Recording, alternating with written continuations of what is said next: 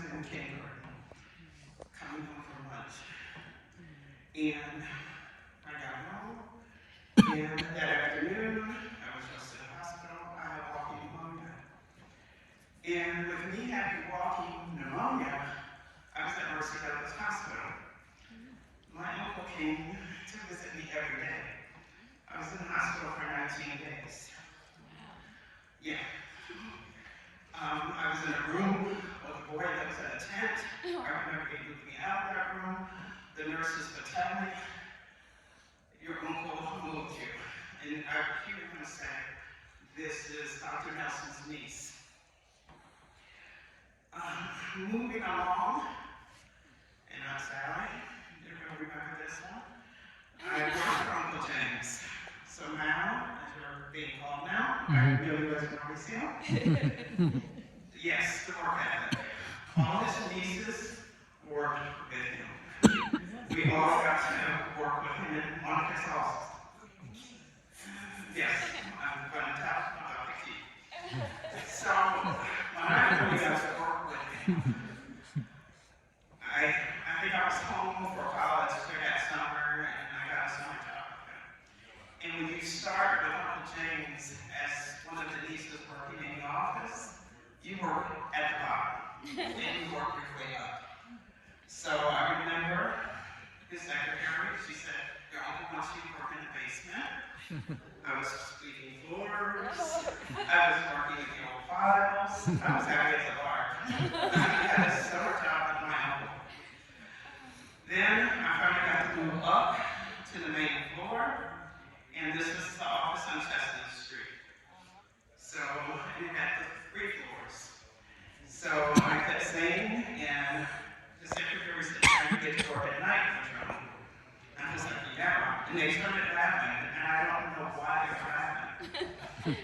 So the patients would come in. I would have to handle the patients to make sure they got into the offices. Private patients were on the 3rd floor. Accident patients were downstairs. And I made sure I checked the patients in. I had to make sure I received any checks or insurance or whatever. So I remember the office was full one day, people were lined up outside, and I remember my uncle coming in. People did not know, unless they had been to him before, that he was the doctor. He had his white coat on, he had a hoagie, and a bottle of gin.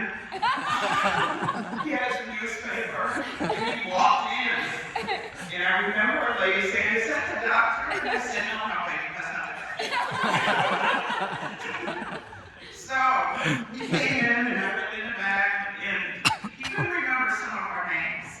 So to me, at one time I was the kid. At one time, after I started working with him, I was the tall one. And so he said, "Kid, yeah, I'll start seeing patients." My story kind of closes a little bit now in reference to this. One of the patients, I remember, was a private patient, and I forgot to get the check. I remember having to run out. He said, "Did you get the check?" I went, "No." I had to run outside, I ran down the street, and I got the check.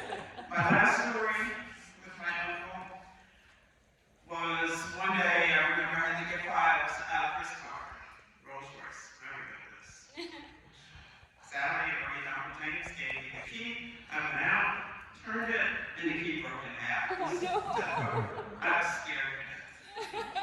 Sally said, "Not to worry." My uncle, I loved him dearly.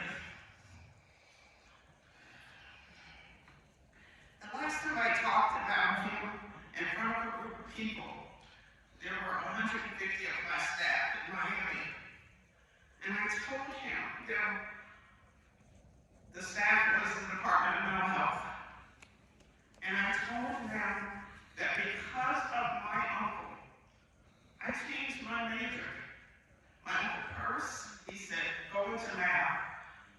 And that's the road I was going into. And then I worked with special ed kids for a summer, for a couple weeks. I changed my major into special ed. But the love of behavior and the love of mental health